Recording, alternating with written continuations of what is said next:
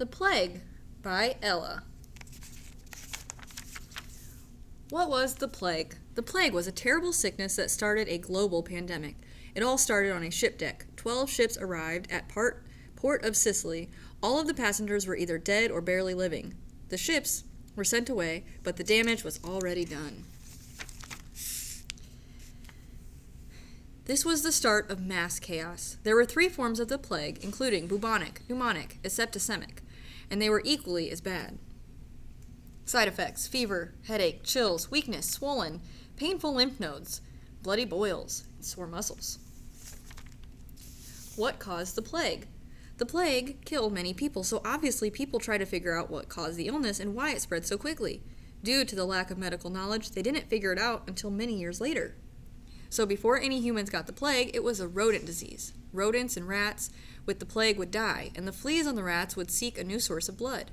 They then would find humans and spread the disease.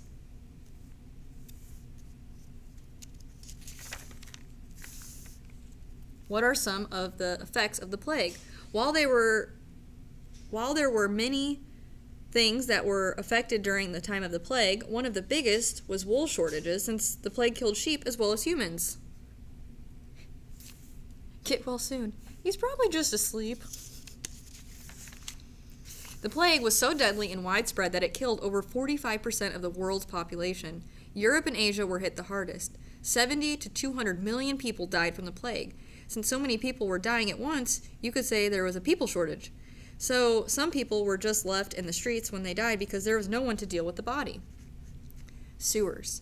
Did you know that the plague could be spread through excrement? This was part of the problem. After Rome fell and other groups came in, they took down the aqueducts that acted as a clean sewer system. So due to the lack of cleanliness, the plague continued to spread.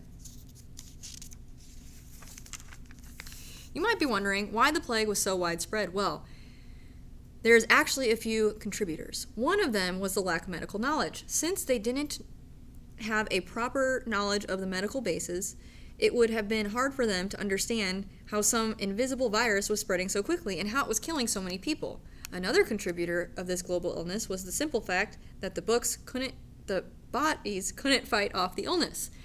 Back in those days, their immune systems couldn't fight off as many things as we can now. Another small contribution was trade. Right when the plague started, trade was still up and going, so it could have been transported along with the trade goods. The end.